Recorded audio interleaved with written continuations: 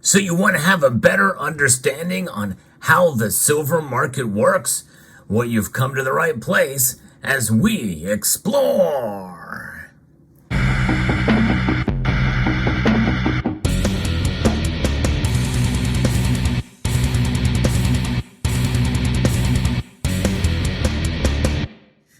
Silver, its price fluctuates quite dramatically, especially compared to gold. And that frustrates many of us. In fact, when we see that gold to silver ratio continue to tick up, it really makes it frustrating for many of us out there. Well, what's going on? I don't think we can just so easily just brush it off and blame manipulation or price suppression. I think that's an easy way out for many of us. The silver market is much more complex and dynamic than that. I've always believed that natural market forces play a much greater role than does manipulation. That's not to say that manipulation is not there. In fact, I've covered it on this channel many times, especially with the high-profile case that we have just now wrapped up with sentences being handed down for those who partook in it from J.P. Morgan. Indeed, it was a very big deal. Is price manipulation still going on? Probably. But part of the reason why we can say that is because silver is indeed a commodity. And most commodities are manipulated in one form or another. We also know the role that the Federal Reserve plays with both gold and silver. But we have to take a look at it from another point of view, and that is as an industrial metal. And this is one of the reasons why its price may not react as does gold in terms of the markets. And that is to get a better understanding of the silver market, is to have that knowledge and to realize that it is indeed the case. Now, that is not to say that there aren't, the chefs at the Cook the Books Club at play in the markets as well, too. And in reality, that can play a role in terms of how the Federal Reserve and the Consumer Price Index, the Bureau of Labor Statistics, and other three-letter agencies and statistics that come out, well, that can have a dramatic effect on the market and the price, not only in terms of it as a store of value and as a monetary metal, what I refer to it as a commodity metal, but also in terms of it, in terms of just the overall aspect of economic manipulation overall. And what is the thing that they want to manipulate the most? The dollar. Right now, they want to bring the dollar under control in terms of inflation. It's out of control right now, to the tune of 3.7% as of the recording of this video. And so therefore, they want to try to bring that back down, and they want to strengthen it. Right now, the dollar is very strong compared to other currencies out there, and that is a suppressive force upon gold and silver, especially with bond yields and the like. Now, most of us understand that, but to have a full understanding of the silver market, you must look at it from other economic indicators.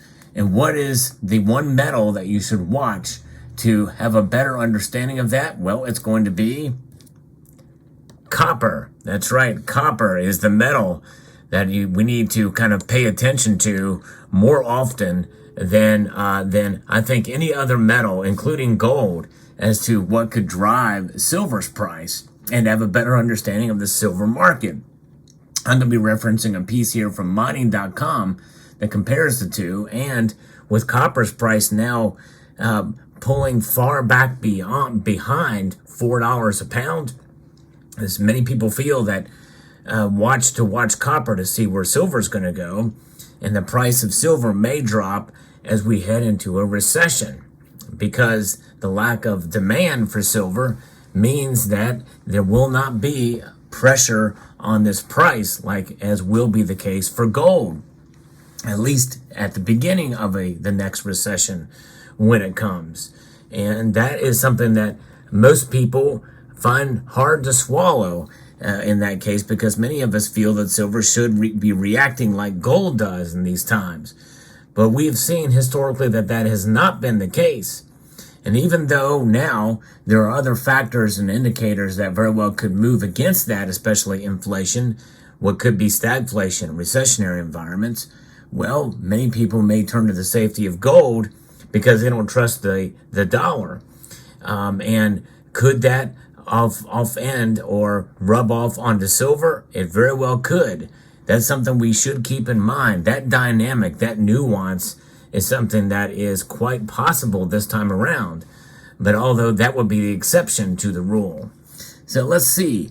Copper is one of the most important metals with more than 20 million tons consumed each year across a variety of industries, including building, construction, power generation, and electronic product manufacturing.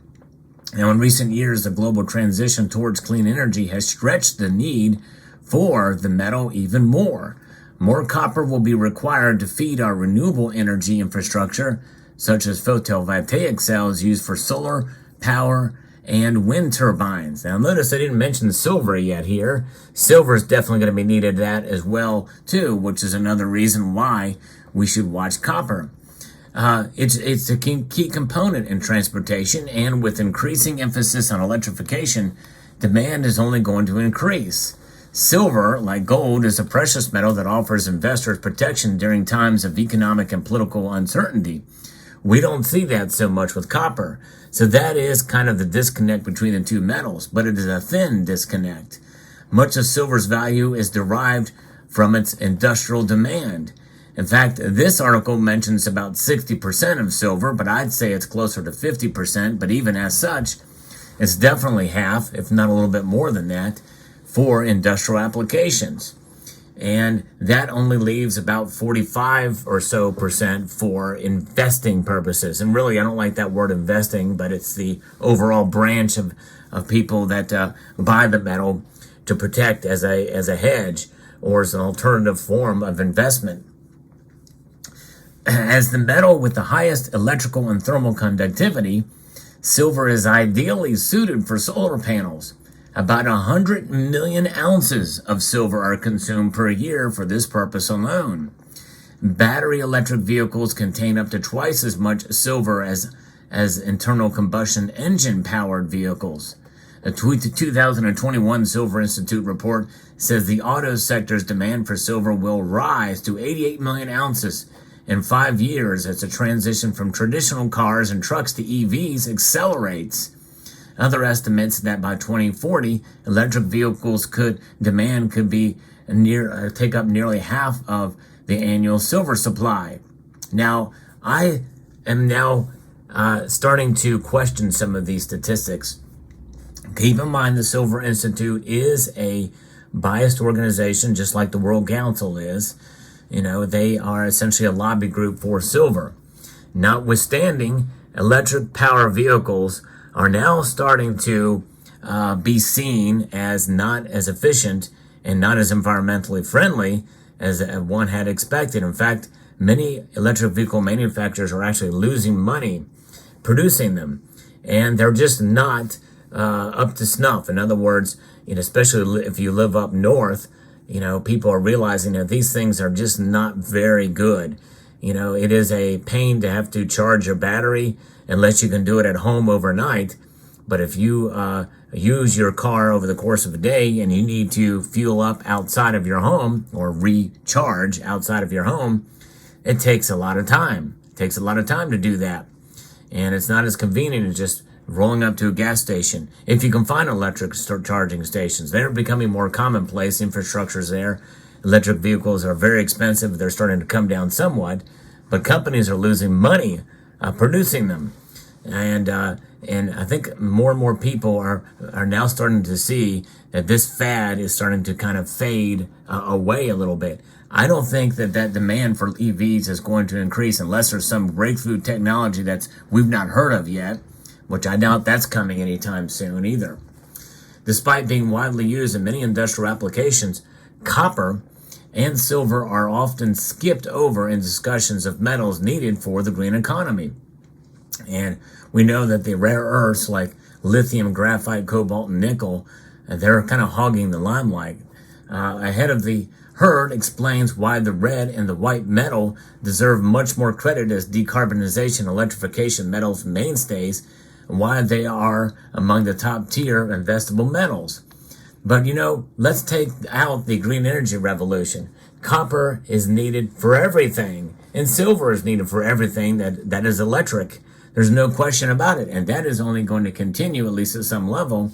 In fact, it may even increase, even as a recession comes, as they move towards lower priced value products, including gasoline-powered engines, because there's still a lot of copper and there's still a lot of silver used in those vehicles, especially with electronics in those vehicles increasing year by year. And in fact, we know that in an electric car itself, there's about 55 pounds of wiring that's involved for copper. And for a lithium-ion battery, that's about 50 pounds. And copper is used in a lot of different aspects of an electric vehicle. And they don't have statistics here for an ICE vehicle, but nonetheless, it's still a lot.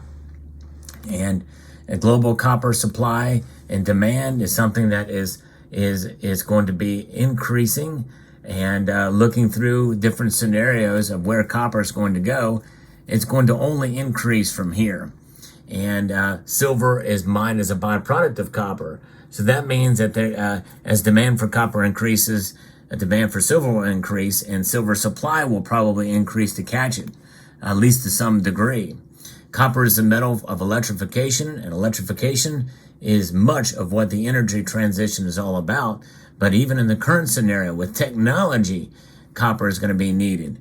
And if the recession comes and it pulls back, and the demand for copper and the prices fall, likely we're going to see that for silver too. So usually what gold does, silver follows, but at a much more radical rate, whether it be up or down. But we should also look at copper pulling from the other end. Copper and gold both pull silver in opposite directions here. And I think if you understand that, then you'll have a much better understanding of the overall silver market and how prices can change radically, even quickly. And that leaves us to a better understanding of where silver is. And hopefully, if you have a better understanding of the silver market, maybe you won't feel so jaded when the price moves crazy in one direction or another. Because compared to copper, silver is rare. And I think it's a good idea to have it as a inflation hedge, as a hedge against economic instability, and in a sense, as a way to protect yourself, and even as an investment vehicle, depending on how you look at it. So there you have it. Let me know what your thoughts are in the comment section down below. Hope you found this video informative, insightful, and educational. I would like to extend a multitude of gratitude to each and every one of you for watching, and to encourage you to please rate, share, comment, and subscribe.